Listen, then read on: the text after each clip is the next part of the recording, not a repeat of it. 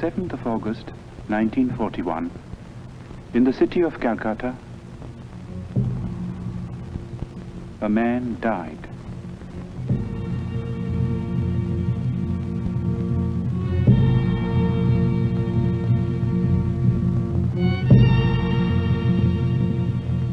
His mortal remains perished, but he left behind him a heritage which no fire could consume. It is a heritage of words and music and poetry, of ideas and of ideals, and it has the power to move us, to inspire us, today and in the days to come. We, who owe him so much, salute his memory.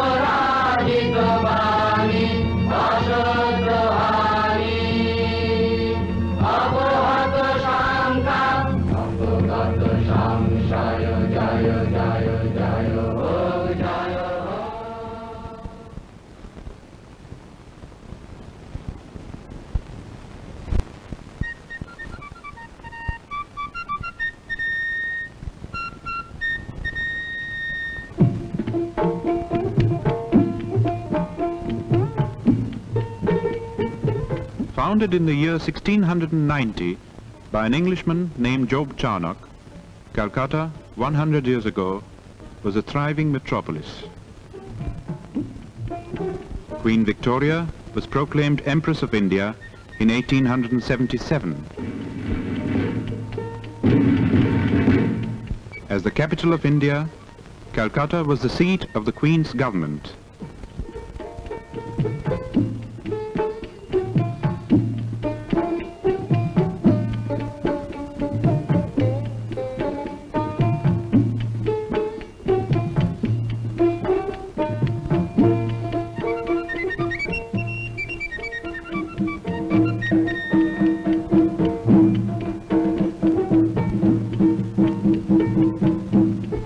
Northern part of the sprawling city, in the area known as Jorashako in Chitpur, was the family residence of the Tagores. The Tagores had an impressive lineage. It dated back to the first group of learned Brahmins that came from Kannauj and settled in Bengal in the 8th century. 1,000 years later, Panchanan, a descendant, came to the new city of Calcutta and found a lucrative position with a British shipping company. His grandson Nilmoni added to the family fortune and built the house at Jorashako.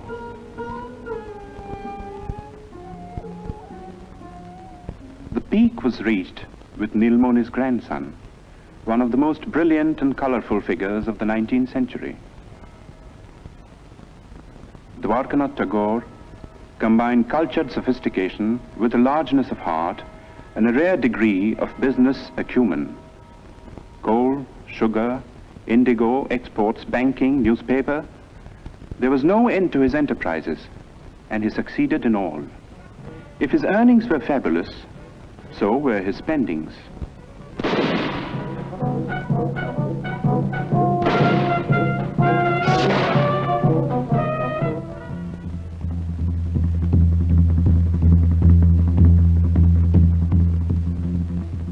Although a Hindu and a Vaishnava, Dwarkanath defied the ban of Brahmin orthodoxy and twice went to England. There he had an audience with Queen Victoria, discussions with Gladstone, and dinner with men like Dickens, Thackeray, and Max Muller.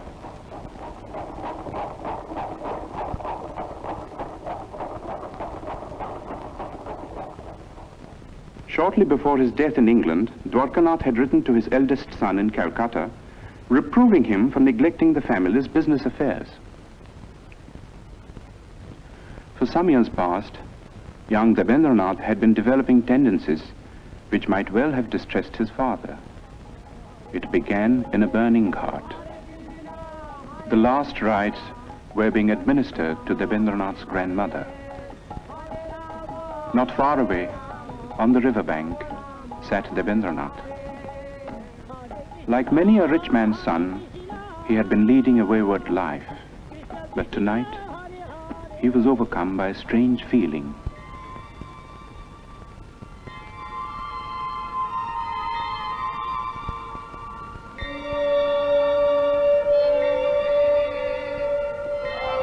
Worldly possessions seemed to lose their meaning for him. This led to a period of profound disquiet, followed by a ceaseless quest for the meaning of existence in the great source books of the East and West. He read the materialist philosophers of modern Europe, Locke, Hume, Bentham, and others, whose ideas were so much in vogue among the students of the time. Then he learned Sanskrit and read the Mahabharata. But peace of mind would not come until one day he chanced upon a torn page of a Sanskrit book. There was a sloka in it which said, "God is supreme and all-pervading. Enjoy by renunciation. Covet not another's wealth." This was a page of the Ishopanishad, edited by Raja Ram Mohan Rai. Ram Mohan had been a close friend of Dwarkanath's. As a boy, Rabindranath had a deep and silent admiration for the man. But the greatness of the Raja's vision and the magnitude and nobility of the tasks he had set before himself were beyond the boy's comprehension. Ram Mohan lived in times when India's spiritual heritage was being submerged in ritual and superstition.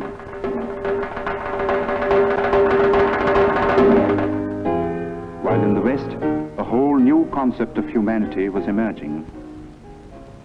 Ram Mohan advocated Western education for Indians because he wanted the new ideas of the West to spread in the country.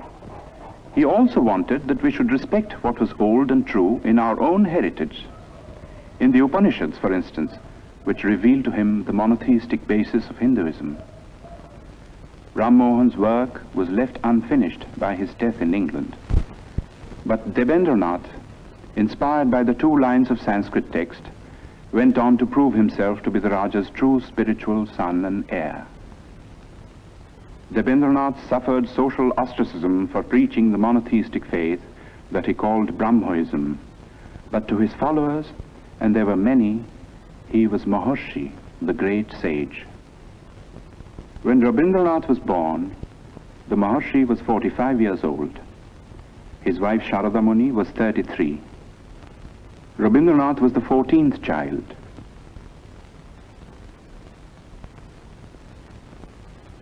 The eldest was Dijendranath, poet, philosopher, mathematician.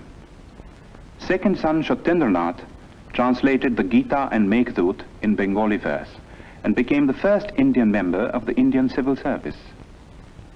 The 5th son Jyotirindranath was a born musician, translated Molière and Sanskrit dramas into Bengali, and wrote and staged some of the most popular Bengali plays of his time.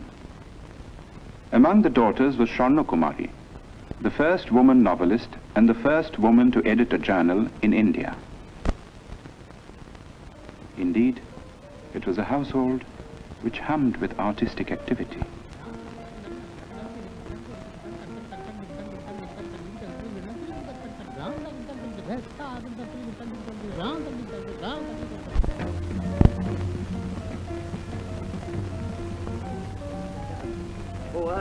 What else? And shall I couple hell? Oh, fie, hold my heart. And you, my sinews, grow not instant old, but bear me stiffly up. Remember thee? For Roby, the time hadn't yet come to participate in the activities of the elders. Going out in the street was forbidden too, and this was indeed a pity, for nothing seemed more fascinating to the boy than the world outside.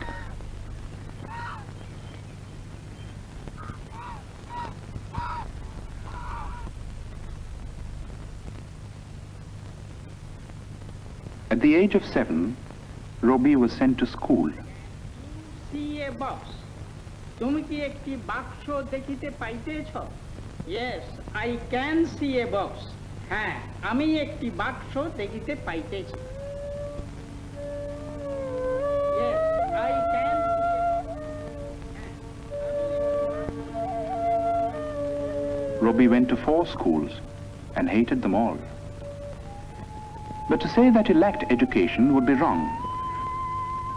For his third brother Hemendranath saw to his studies at home, and it was all done by the clock.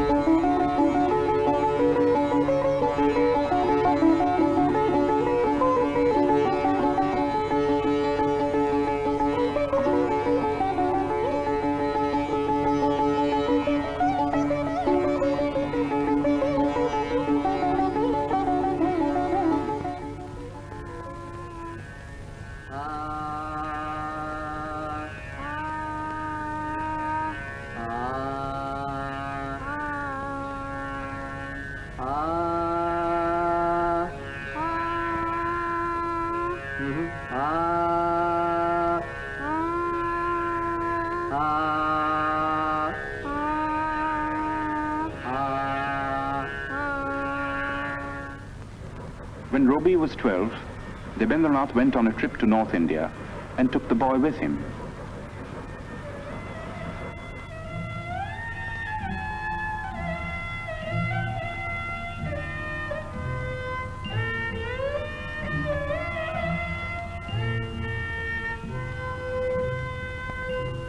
The last stop on a long tour was the rest house on Bakrota, the highest hill in the hill station of Dalhousie in the Punjab.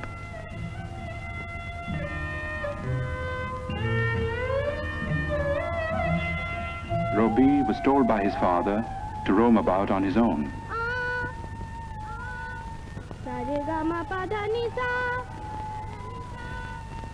He was also taught to rise before the sun.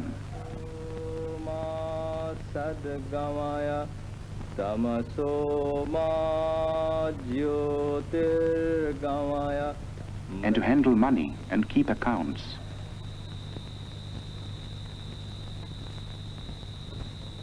The days often ended with a boy singing devotional songs to his father.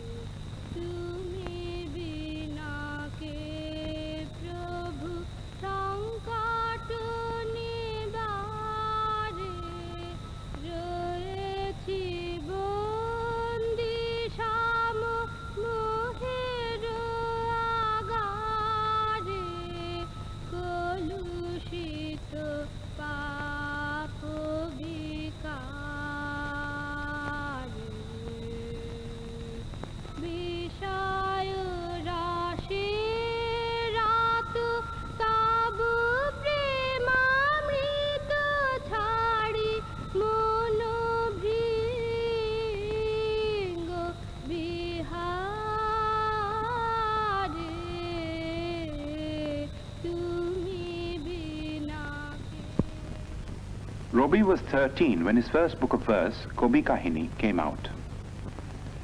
When Robbie was 16, Rabindranath brought out a literary magazine called Bharati, and Robbie found an admirable platform for his literary activities.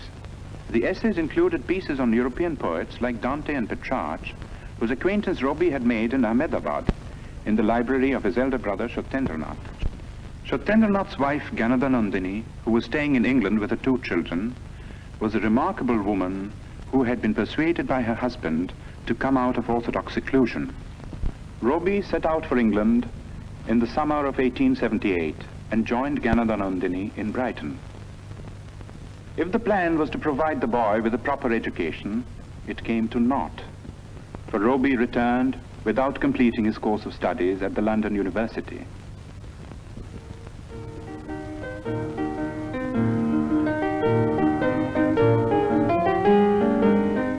While in Rabindranath had become acquainted with Western music.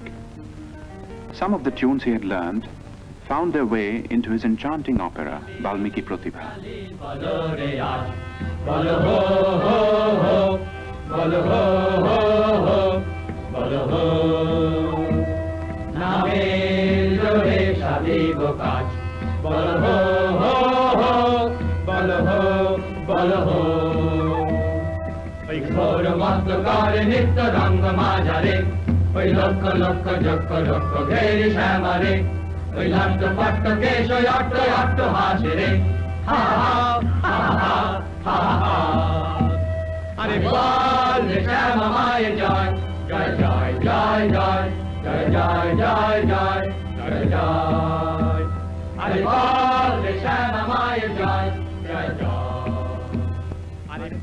There were other tunes, however, which came from classical Indian ragas, used for the first time in an operatic context.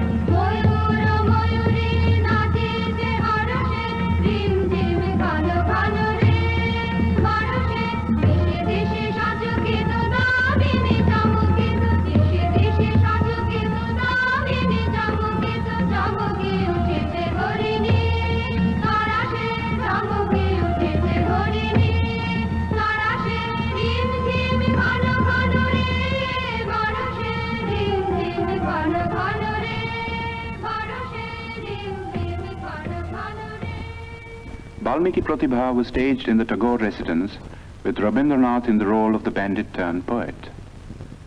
The rest of the cast too was composed of members of the Tagore family, all gifted with varying degrees of talent for acting and music. Among those who saw and praised this performance was the greatest literary figure of the time, Bankim Chandra Chatterjee. A year later, when Rabindranath's Shanda Sangeet was published, Bankim Chandra personally congratulated the poet and acknowledged his preeminence among the rising writers of the day. Of all the members of Robi's family, two were closest to his mind and heart. They were Jyotirindranath and his wife. Kadambari Devi was 2 years older than Robi.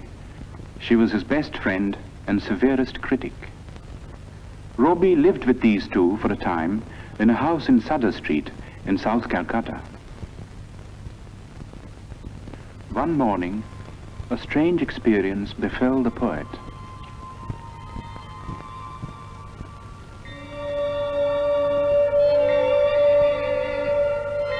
One day, while I stood watching at early dawn, the sun sending out its rays from behind the trees, I suddenly felt as if some ancient mist had in a moment lifted from my sight, and the morning light on the face of the world revealed an inner radiance of joy. The poem I wrote on the first day of my surprise was named The Awakening of the Waterfall.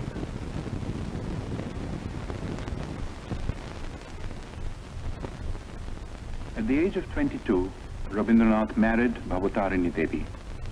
The old-fashioned name was later changed to Mrinalini.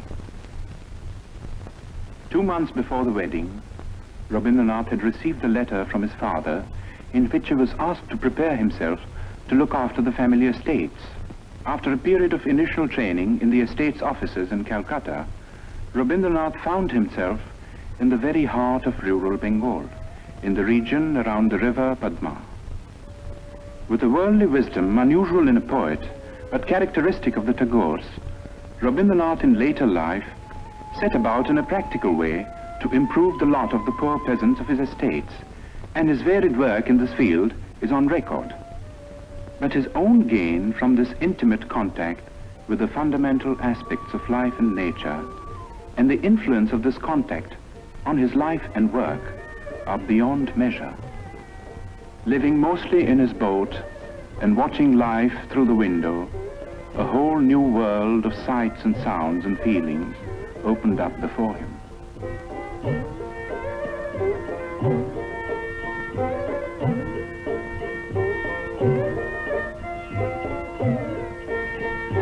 It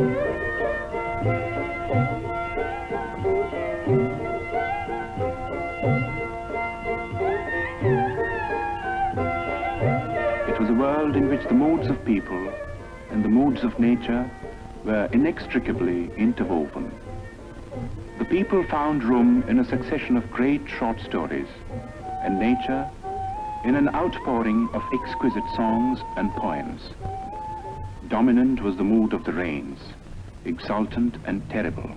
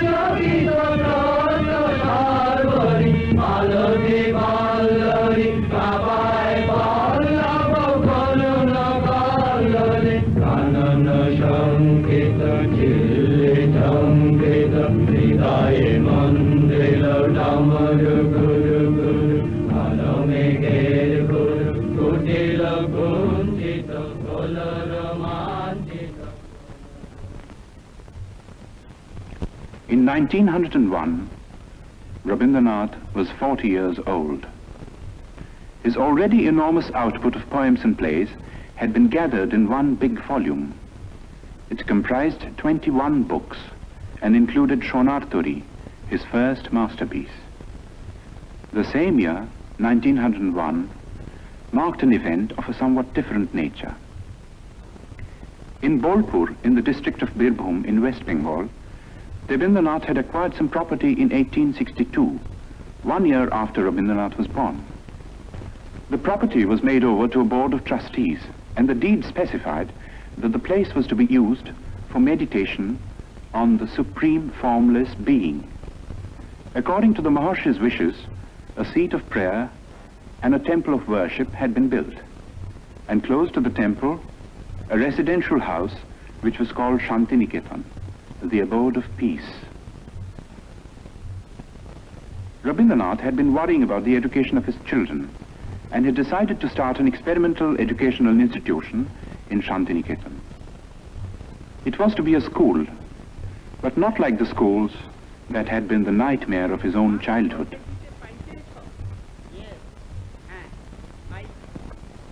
It was to be like the forest hermitages of classical India.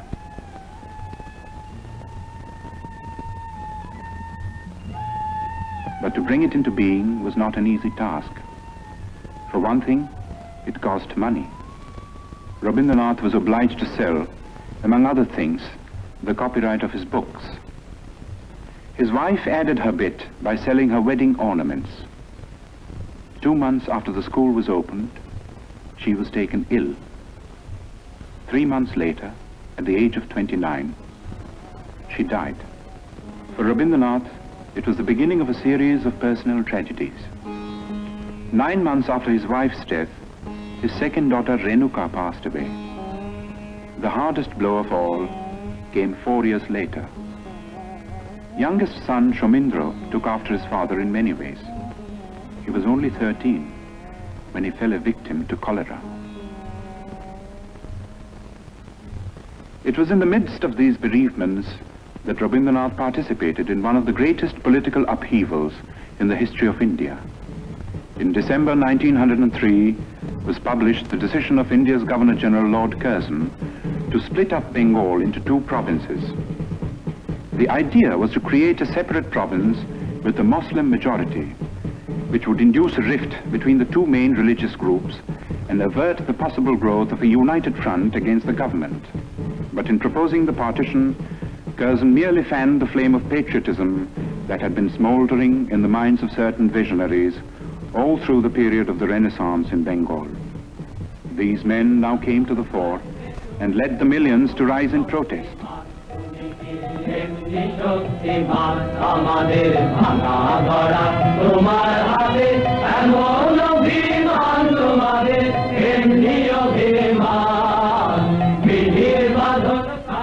The series of stirring patriotic songs which Rabindranath composed for the occasion were sung in procession in the streets of Calcutta, with the poet himself in the lead.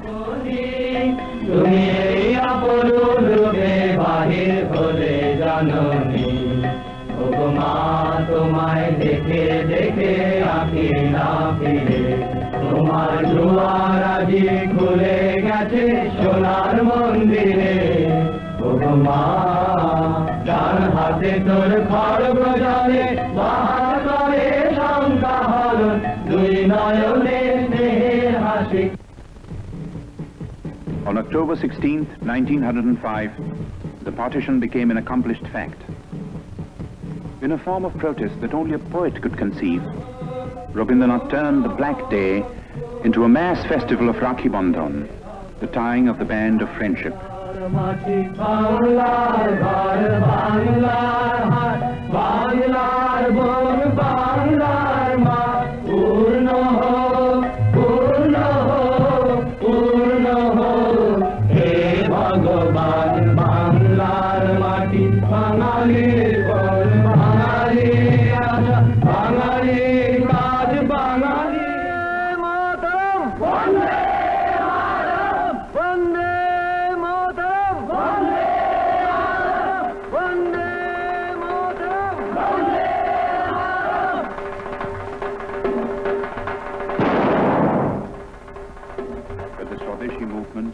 Fated to grow and assume a character which was not possible to foresee in its early stages. While admitting the bravery and patriotism of those who killed or were killed in a reckless bid for freedom, Rabindranath could not condone terrorism. He stated his credo in clear terms. The path of violence was not for India. Good could come only out of constructive work carried out in a spirit of tolerance. He had himself followed up his retirement from the political scene by devoting himself to the work of rural welfare in his estates. And there were other activities too. He was teaching at school, editing journals, and engaging himself in every conceivable form of literary activity. That his own countrymen now regarded him as their leading man of letters was proved by his 50th birthday celebrations in Calcutta. Sponsored by the Bengal Academy of Letters and attended by thousands, it was a unique occasion and the first time that such an ovation had been given a literary man in India. But to the outside world, Rabindranath was still an unknown name. The object of Rabindranath's visit to England in 1912 was to study the educational methods of the West and also to acquaint the West with his own work at Shantiniketan.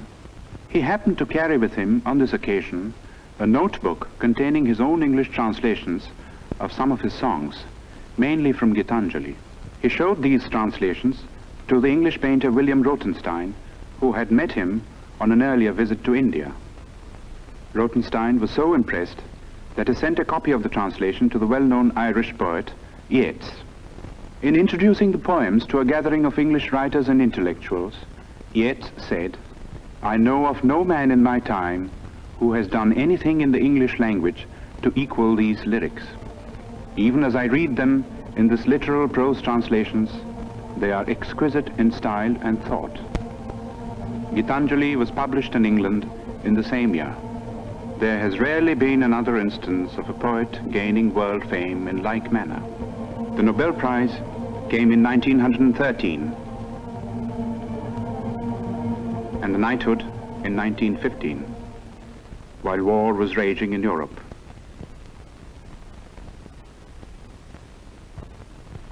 Touring the United States and Japan in 1916, Rabindranath made eloquent appeals for peace. He felt that world peace could only be achieved through intellectual cooperation between nations. He said, "The call has come to every individual in the present age to prepare himself and his surroundings for the dawn of a new era, when man shall discover his soul in the spiritual unity of all human beings." Pursuing this noble idea of international cooperation, Rabindranath gave the school at Shantiniketan a new status and a new name, Yatra Vishwam Bhavati Ekaniram, where the world becomes a single nest. This was the motto of the Vishwa Bharati. It was inaugurated on the 24th of December 1918 with the aged philosopher Brajendranath Sheel presiding. Rabindranath made over the entire Nobel Prize money towards the building of this university. While peace had been restored in Europe, in India there was unrest. The Rowlatt Bill, designed to suppress all political movements, dashed India's hopes of gaining the self-government that the British rulers had kept promising through the war years. Dominating the Indian political scene at this time was Mohandas Karamchand Gandhi, who, as a barrister in South Africa, had fought for the rights of the Indians living in that country. As a protest against the Rowlatt Act, Gandhi launched a movement of passive resistance. But the masses misinterpreted the movement, and following a rumor of Gandhi's arrest, violence broke out in many parts of the country. As a result of this, the government started taking repressive measures out of all proportion to the magnitude of the violence.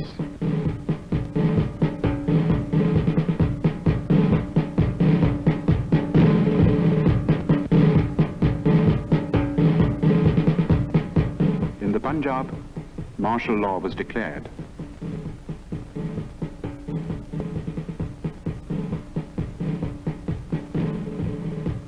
In charge of the troops at Amritsar was Brigadier General Dyer.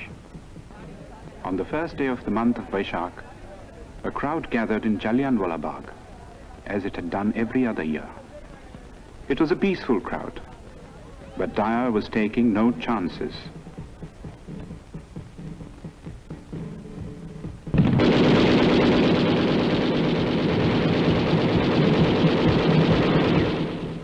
News of the Amritsar incident was suppressed by the government, but details filtered through to other parts of the country, and even to the abode of peace.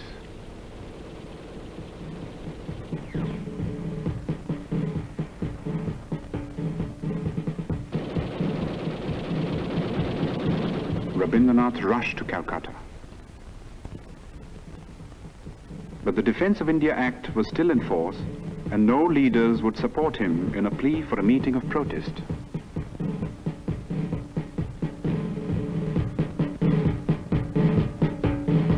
At 4 o'clock in the morning of May the 30th, Rabindranath finished writing a letter.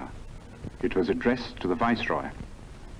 Condemning the government for the killing in the Punjab, Rabindranath ended by saying, "And I, for my part, wish to stand shorn of all special distinctions by the side of my countrymen, who, for their so-called insignificance, are liable to suffer degradation not fit for human beings. And these are the reasons which have painfully compelled me to ask Your Excellency to relieve me of my title of knighthood."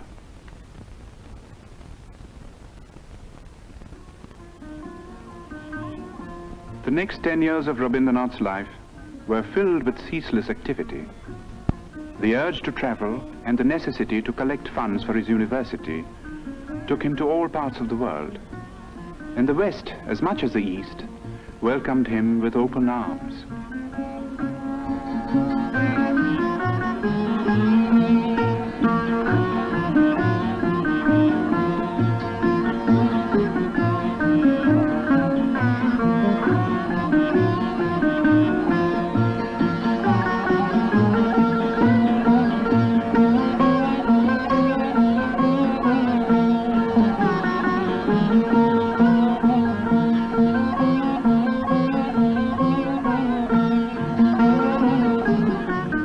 Wherever he went, he spread the message of peace and stressed the importance of intellectual cooperation between nations.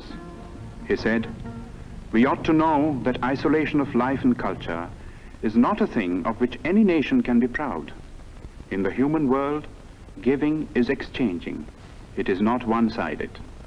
He also said, "I do not put my faith in any new institutions, but in the individuals all over the world who think clearly, feel nobly, and act rightly.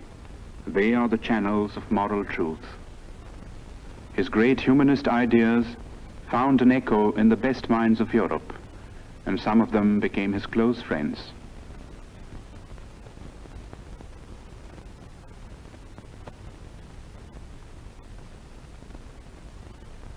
In the meanwhile, the institution at Shantiniketan had come a long way from its modest beginnings. Its scope for studies had greatly increased. There was Kalabhavan for the study of painting, under masters like Nandulal Bose.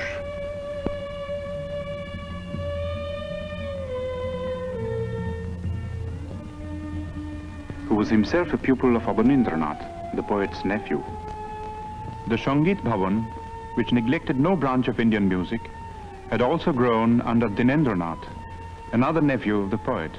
Special provisions were made for conducting Oriental studies, and scholars came from all over the world, stayed to lecture, for research, to exchange ideas. Such men were Levy, Winternitz, Lesny, Stenkonov. And there were some Europeans who did even more than that. Charles Freer Andrews, a missionary who was present at Yeats' reading of Gitanjali, and William Winstanley Pearson, who also met the poet in England, came to the ashram in its early days and stayed on until their death, working with a selfless devotion to the poet and his cause that few Indians could equal. Leonard Elmhurst was another Englishman whom Tagore had met in America. He was drawn by the poet's personality, came over to Shantiniketan, and took charge of the School of Rural Handicrafts, another of Rabindranath's experiments at Shurul, 2 miles from Shantiniketan. His last European tour began with a visit to Oxford, where he delivered the series of Hibbert lectures, which were later published as The Religion of Man. It was also on this last trip that Rabindranath went to Soviet Russia for the first time.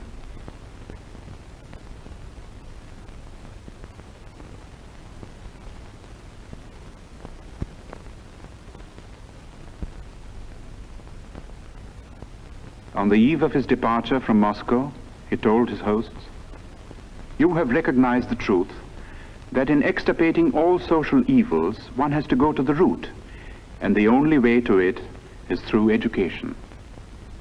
In Russia, as well as in other countries that he visited on this tour, Rabindranath held exhibitions of his paintings.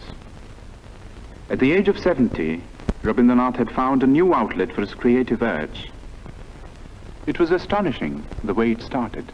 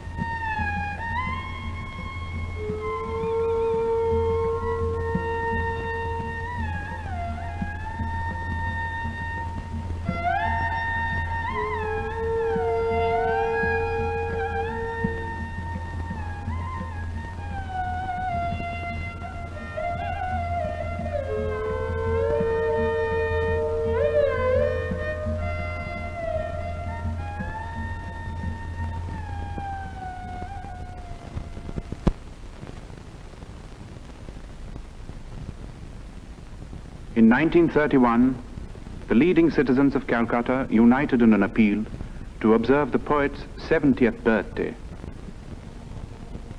It was celebrated in a manner that was truly worthy of the occasion.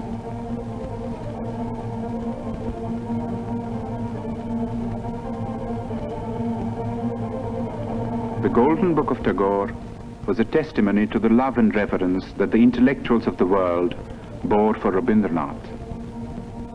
Its sponsors consisted of 3 Europeans and 2 Indians. There was Romain Rolland from France, Albert Einstein from Germany, the poet Kostas Palamas from Greece. The Indians consisted of the scientist Jagadish Chandra Bose, who had been the poet's closest friend for 40 years. The other Indian was Mahatma Gandhi.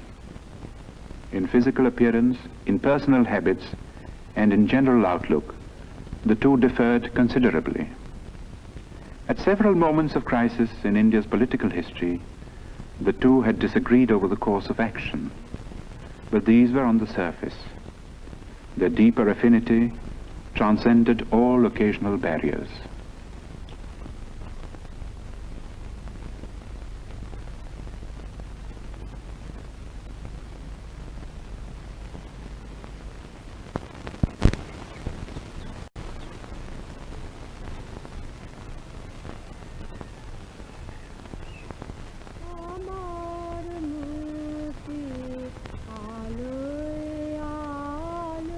The last years of the poet's life were spent largely in his beloved Shantiniketan.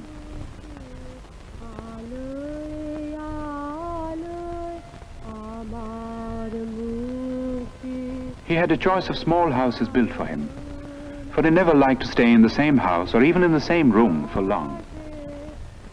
It was, in a way, symbolic of the refusal to get into a rut which marked his whole life. In his writings, he was now producing some of his most striking, original and mature works, and these included textbooks and nonsense rhymes for children, not an unusual occupation for someone who had loved and understood children so well and done so much to mold them for a better future.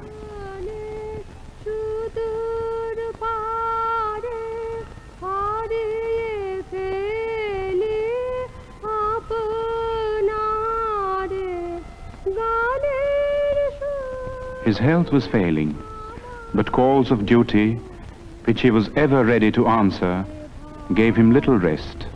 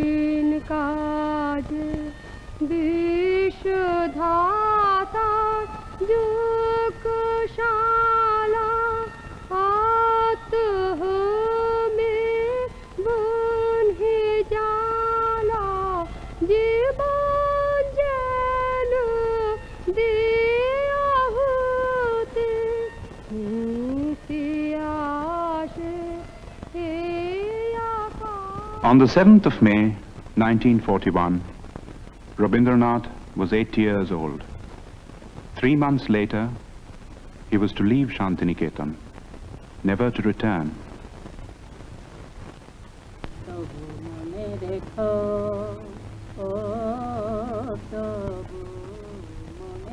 He would be taken to his ancestral house in Calcutta, fatally ill. In this house, once upon a time, a boy roamed the corridors. যদি দূরে যাই চলে তবু মনে রেখো।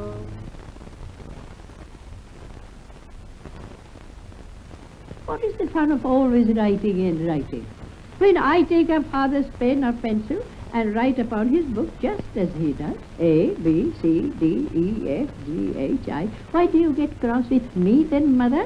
You never say a word when father writes. When my father wastes such heaps of paper, mother, you don't seem to mind at all.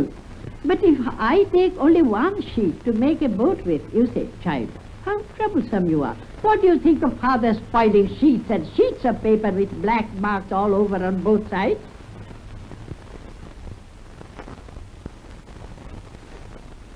একদিন যদি খেলা থেমে যায় মধুরাতে তবু মনে রেখো, ও তবু মনে রেখো। একদিন যদি বাধা পড়ে কাজে শারদ প্রাতে মনে রেখো, যদি পড়িয়া মনে ছলো ছলো জল নাই দেখা দেয় নয়ন কোণে তবু মনে রেখো।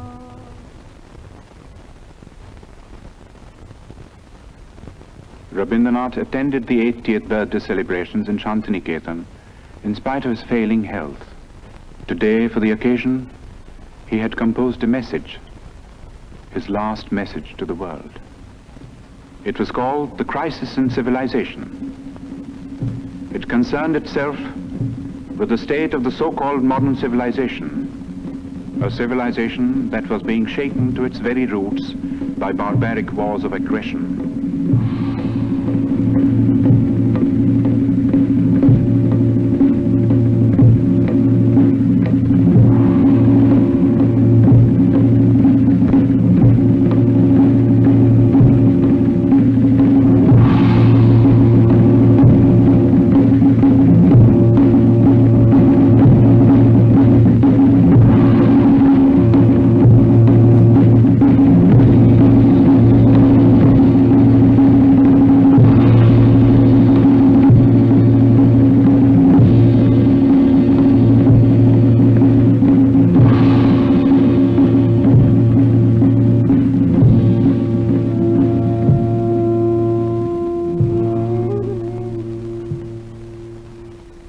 In the course of this message, Rabindranath said, I had at one time believed that the springs of civilization would issue out of the heart of Europe.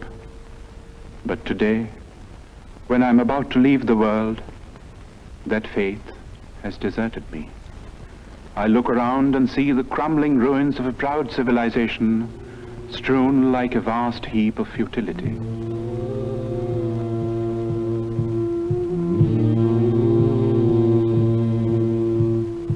And yet, I shall not commit the grievous sin of losing faith in man. I shall look forward to a new dawn, to a new chapter in history when the Holocaust will end and the air will be rendered clean with the spirit of service and sacrifice. Perhaps the dawn will come from this horizon, from the east, where the sun rises. On that day, will unvanquished man retrace his path of conquest, surmounting all barriers to win back his lost human heritage.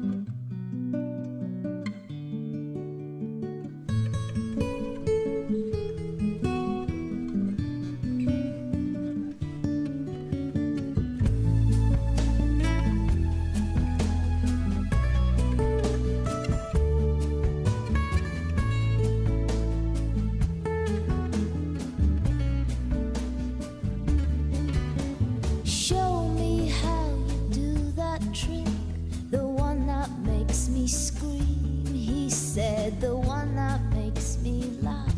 He said, and threw his arms around my neck. Show me how you do it, and I promise that I'll run away with you. I'll run